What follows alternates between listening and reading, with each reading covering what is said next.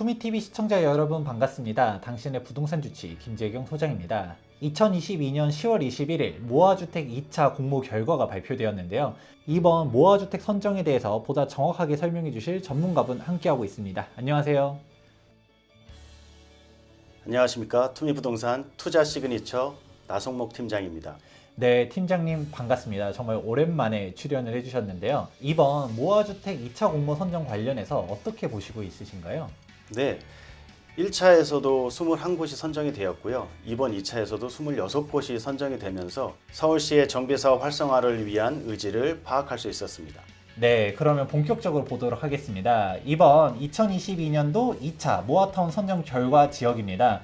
선정이 정말 많이 되었다라고 볼 수 있는데요. 우선 여러분들의 이해를 돕기 위해서 구분을 해드리자면 모아타운에 대한 1차 공모는 2022년도 6월 22일 때 있었었고요. 이때 21곳이 선정되었었습니다. 그런데 첫 번째 공모가 2022년도 6월 달이었다는 것이지 그 전에 이미 시범사업지라든지 국토부라든가 서울시에서 선정된 지역들도 있기 때문에 기존에 총 38곳, 이번 26곳까지 포함해서 총 64곳으로 늘어났다고 볼 수 있고요. 그리고 이번 2차 공모는 2022년도 9월 7일자 자료를 보게 되면 총 39곳이 신청을 했습니다. 이 지역들에 대한 결과가 바로 오늘 2022년 10월 21일자로 나왔습니다. 지금 현재 선정된 대상지들은 아래와 같습니다.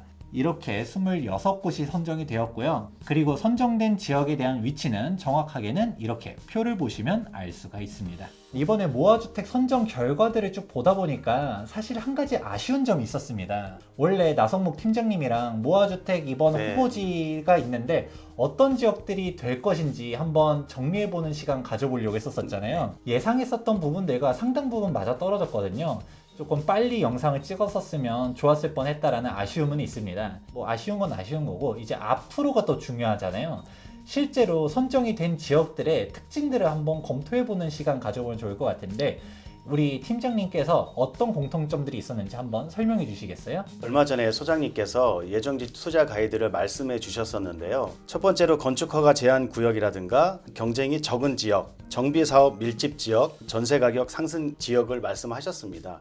이 중에서도 경쟁이 없는 지역과 정비사업 밀집 지역이 많은 곳들이 선정이 된 걸로 보여집니다. 네, 확실히 이번에 모아주택 신청한 지역들 보게 되었을 때 하나씩 신청한 지역들이 있었잖아요. 뭐 용산구라든가 광진, 동대문구, 그리고 구로구, 관악구, 강동구 이런 식으로 하나씩 신청한 지역들은 좀 될 가능성이 높다라고 보았는데 실제로 선정된 결과들을 보게 되면 확실히 하나씩 신청한 지역들은 다들 선정이 됐다. 안타까운 점은 동대문구만 유일무이하게 딱 하나 신청했는데 떨어졌다라는 부분을 알 수 있고요. 그런데 조금 특이한 점은 사실 구별 안배를 생각하게 되면 구별로 하나씩 선정할 거라고 보기도 했었지만 사실 모아주택 자체는 초기 공모를 보았을 때 하나 이상, 2개, 3개 선정한 지역들도 있었었잖아요. 네, 그렇습니다. 1차 선정지 발표 당시에 면목동 같은 경우에는 4곳까지도 선정이 된 사례가 있습니다. 화면을 보시는 바와 같이 노원, 강북, 중랑 등 2곳 신청한 지역들이 2곳 모두 선정이 되는 그런 결과를 확인하실 수가 있겠습니다. 3개 신청한 지역들조차도 2개씩 선정한 지역들도 있는 거 보면 서울시에서 이번에 선정을 했을 때 조금 적극적으로 선정을 했다라는 부분들을 알 수가 있습니다. 그럼에도 불구하고 탈락한 지역들이 있단 말이에요. 그러면 분명 선정됐을 때의 기준들이 있었을 것 같은데 저 어떤 부분들이 더 있었을까요? 이번에 선정 지역들을 보시게 되면은 정비사업이 기지정된 인근 지역을 중심으로 선정된 것을 아실 수가 있습니다. 이번 추가 선정 같은 경우에서 조금 특이한 사항은 어떤 게 또 있었을까요? 네, 이번에 특이한 점은 반지하 및 상습 침수 구역이 적극적으로 선정이 되었다는 것입니다. 올 여름에 서울시의 물난리를 겪으면서 침수에 취약한 반지하 주택을 순차적으로 없애 나가기 위해 상습 침수 또는 침수 우려 지역과 반지하 주택이 밀집한 지역을 우선적으로 선정 검토할 거라고 발표를 했었습니다. 이번 선정된 지역의 특이 케이스가 바로 구로구 개봉동인데요. 구로구 개봉동 지역을 보시면 주변에 정비 사업이 진행되는 곳도 아니고 면적이 작음에도 불구하고 선정된 것을 보실 수가 있겠습니다. 이유는 올 여름에 서울시에 물난리를 겪게 되면서 개봉동 또한 물난리를 겪게 된 지역인데요. 이때 당시에 오세훈 서울시장님께서 방문을 하시게 되면서 구로구 개봉동 지역이 이번에 선정된 것이 아닌가 생각합니다. 이번에 선정된 지역들을 통해서 향후 신속통합기획이라든지 모아타운이 선정될 때 어떤 기준들을 참고해보면 좋을지를 알아보시면 좋을 것 같습니다. 지금 모아주택 선정된 지역들이 정말 많잖아요. 해당 지역들에 대한 투자 금액대는 한 어느 정도 들어가나요? 각 지정된 입지에 따라서 최소 5천만 원부터 5억 원대까지 투자금이 필요한 사항입니다. 구체적으로 보시게 되면 용산구와 광진구는 4억에서 5억대 정도의 투자 금액이 필요하신데요. 급매물 같은 경우에 3억대로 투자 가능한 물건들도 보여지긴 합니다. 또한 성북구 석관동 지역과 중랑구의 면목동 지역 같은 경우에는 약 1억 5천에서 2억대 투자금이 필요하시고요. 강서구 화곡동과 구로구 개봉동 같은 경우에는 5천만 원대 투자금이 필요합니다. 모든 지역들의 투자금을 말씀드리진 못했지만 보통 선정지 같은 경우에는 일반적으로 1억대에서 2억대 투자금이 필요합니다. 네, 이렇게 모아타운 선정 결과와 투자 금액까지 알아보았는데요. 추가적으로 알아둬야 될 사항이 있는데 바로 권리 선정 기준입니다. 왜냐하면 정비사업 같은 경우는 입주권을 받는 게 원칙이기 때문에 입주권이 나올 수 있는 기준들을 봐야 되는데요. 권리 선정 기준일은 일전에도 설명드린 적이 있었지만 일반적인 정비사업에 대한 기준과 모아주택에 대한 기준이 다르기 때문에 제가 좀 더 추가적으로 설명을 드리도록 하겠습니다. 이번에 선정된 모아주택에 대한 권리 선정 기준일은 2022년 10월 27일로 선정이 되었다라고 보도자료에도 알 수가 있는데, 참고로 다른 점 같은 경우는 일반적인 재개발 같은 경우는 권리 선정 기준일 전까지 준공이 돼야 되는데, 모아주택 같은 경우는 권리 선정 기준일 전까지 착공을 하면 된다라는 점도 차이점이라고 할 수 있습니다. 모아주택가 선정된 지역 중에서 내가 입주권을 받을 수 있는지 없는지는 해당 기준을 통해서 참고해보면 좋을 것 같고요. 해당 권리 선정 기준에 대해서 추가적으로 알아둬야 될 사항은 이번 선정 지역인 26군데 뿐만 아니라 선정되지 않은 지역까지 모두 권리 선정 기준일을 2022년 10월 27일로 한다라는 부분도 참고해 보실 수가 있습니다.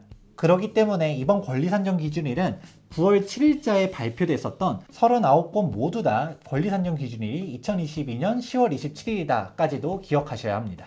네, 이렇게 모아주택에 대해서 주의점도 설명해 드렸는데요. 근데 모아주택의 장점도 또 있다면서요? 신속통합기획이나 공공재개발 같은 경우에 선정지가 되면은 토지거래 허가구역으로 묶이는데요.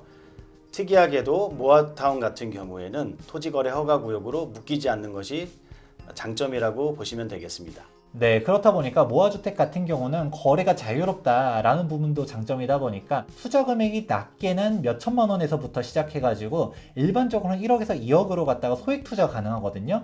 자유롭게 거래할 수 있다. 꼭 무주택자라든가 아니면 처분 조건부 또 실거주 요건을 맞춰야 되는 부담감이 없다라는 점도 장점이라고 볼 수 있습니다. 하지만 모아주택만 적용되는 또 다른 규제가 있으니 바로 전매 금지 요건입니다. 일반적인 재개발 지역 같은 경우는 관리처분 인가로부터 소유권 이전 등기 시까지 전매 금지지만 가로주택 정비사업 즉 모아주택 같은 경우는 빈집 및 소규모 주택 정비에 관한 특례법 24조를 보게 되었을 때 투기과열지구에 가로주택 정비사업이나 소규모 재건축 사업, 소규모 재개발 사업을 시행하는 경우에는 조합 설립 인가로부터 전매 금지가 걸린다라는 점이 있기 때문에 이 부분 역시 참고해 보시면서 기존 소유자들 같은 경우는 조합 설립 인가 전에 팔아야 된다. 그리고 매수를 희망하시는 분들은 조합 설립 인가 전에 양수를 해야 된다라는 점도 알아두시면 좋을 것 같습니다.